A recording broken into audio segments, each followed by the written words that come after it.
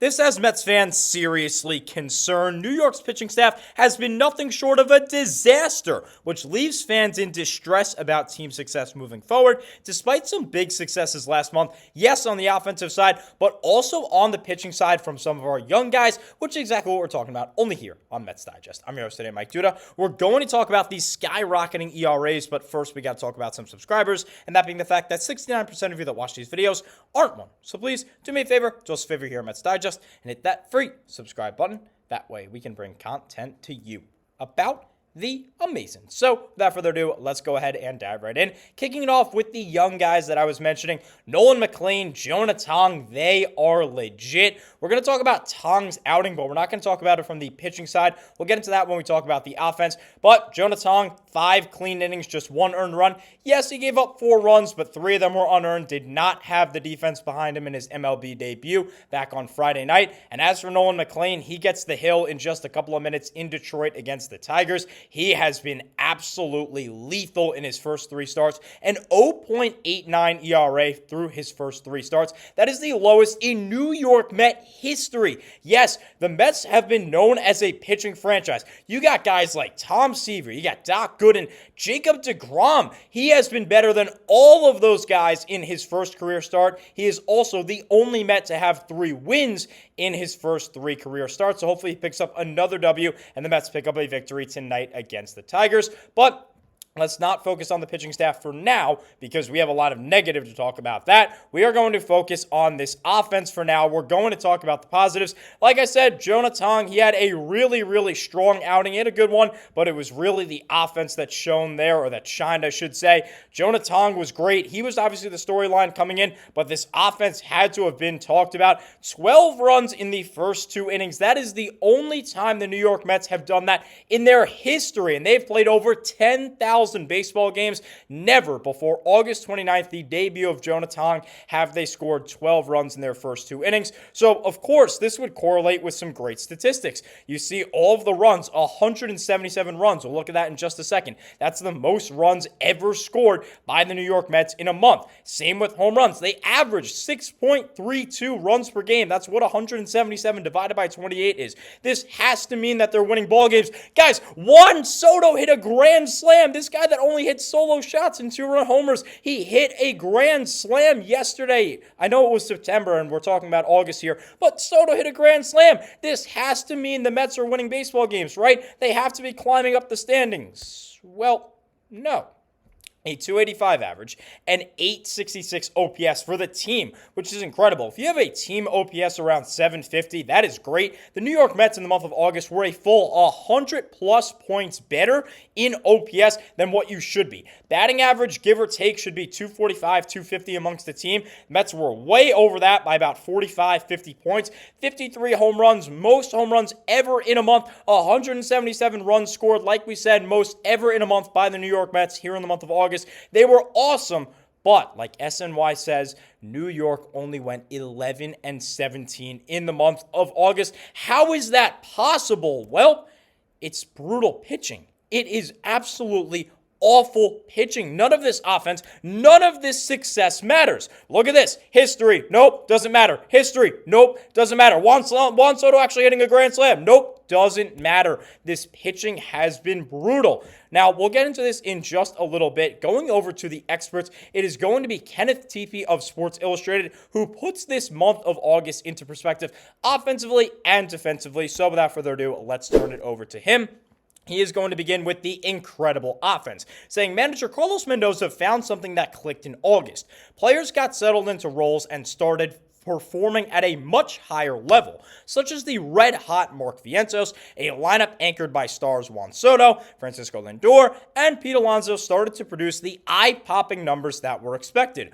August ended up being the most productive offense month in the Mets franchise history, as shared by SNY on X. The 177 runs scored and 53 home runs were both franchise records. The team hit 285 and recorded a very impressive 866 OPS.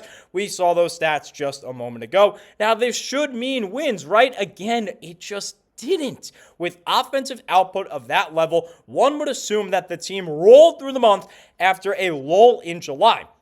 It was exactly what the doctor ordered to help get things back on track. Unfortunately, that was not the case. Yes, they actually found a way to lose games and even lose ground. Despite the incredible production from the lineup, New York actually lost ground in the standings. They went 11-17 over their 28 games, with the only true highlight of the month being their sweep against the Philadelphia Phillies. At home, we absolutely own the Phillies at home. I love that, but again, not a very good month overall. That built some much-needed positive momentum and got the Mets back in the National League East race, but it was squandered immediately this past series by losing 3 out of 4 games to the Miami Marlins, who, yes, they're a young team, they're an improving team, but they are not a contending team. That is a team that the New York Mets should be steamrolling. They should be taking 3 out of 4, 2 out of 3, even sweeping them consistently, and they ended up losing a 4-game set. Again, how? How is this all possible? This is exactly what it is. I don't care about this. I don't care about this or this. They're not winning baseball games, and that is unfortunately because of the pitchers. So let's start it off with the guys that are eating up the most innings. This, of course, is the pitching stats in the month of August for the New York Mets. Starting it off with the guy that I personally think is the ace. He's still my favorite player on this team, but he has really been bad of late. David Peterson, a 6.68 ERA in the month of August. Not good whatsoever. 23 earned runs over 31 innings. That is bad. If you go down a little bit more on this game log, David Peterson had the 5th lowest ERA in the National League at 2.49 on July 11th after his start when he had a complete game shutout against the Washington Nationals. I made a video on that way back when. I was there. I was at Citi Field. It was awesome. It was electric. The Mets were on their high. They went to 20 games above 500 because of it, 21 the next day, and then Kodai Senga got hurt. And like the team that started to collapse, so did David Peterson. Since that day, he's got a 4.83 ERA. And if you exclude an incredible month of July where he had just a 1.05 ERA, 3 earned runs over 25 2/3 innings pitched.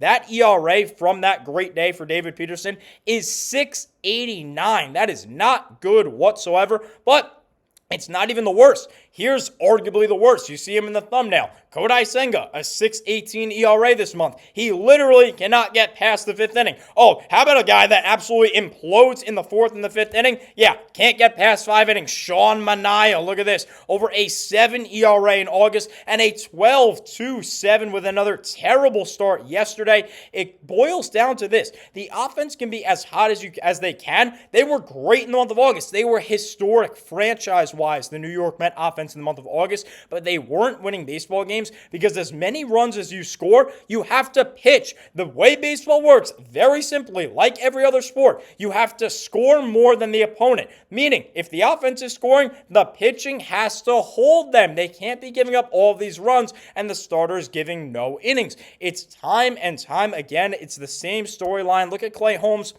It's clear there is too much on that arm, too much strain. Clay Holmes has pitched way too much. He has been a bullpen guy that has thrown no more than 70 innings in a regular season, and he is well beyond that. He has passed double the amount of innings pitched this season. He's tired. Put him back in the bullpen. Carlos Mendoza. Speaking of the bullpen, let's go over to them. Going back to the experts in TP from Sports Illustrated. Lack of length from the starting rotation has been a major problem, and it has put immense pressure on the bullpen to pick up the slack. Looking worn down at times, New York's bullpen leads the MLB with 85 meltdowns this season. That is pathetic.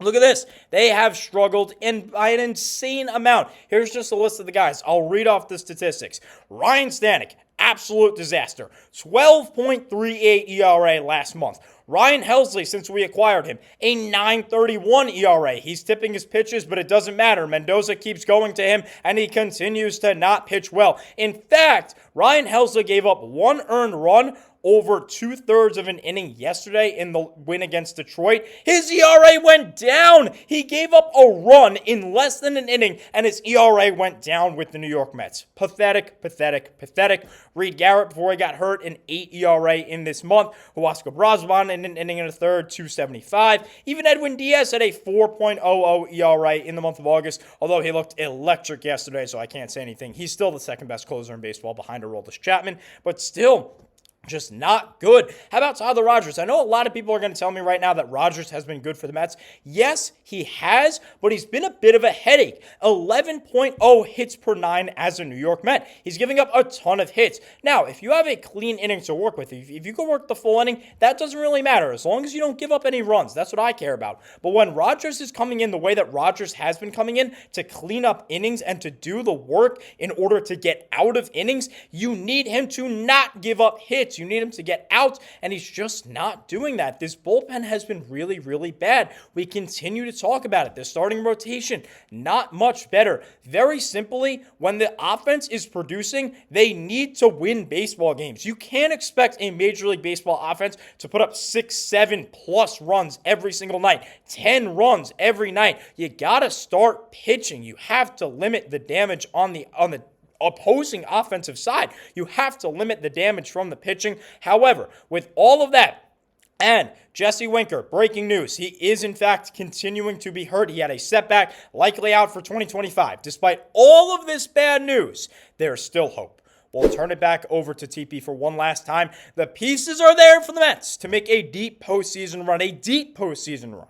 But it will come down to the pitching staff being able to perform consistently in support of an offense that is peaking at the right time. So go down there in the comment section. Let me know what you think. Do you think that the Mets are going to solve this pitching problem? Eventually, the offense is going to cool down. So let me know if you think the Mets have what it takes, A, to get into the postseason. I think they will. But the bigger question is that I really want some responses from, because I'm curious what other people are thinking. How far will the Mets end up going in the postseason if they do make it? A month of baseball left until we hit the postseason. So hopefully the Mets can make it. Hopefully they can make a nice little stride. They got the Philadelphia Phillies coming up this weekend. Obviously, 2 games to worry about in the Tigers first, but they got a critical series at Citizens Bank Park against the Phillies. I'll do a video on that before we get to it. More breaking news and everything coming here on Mets Digest as always, but unfortunately that's all the time I have for you today. Thank you so much always for watching, and let's go Mets.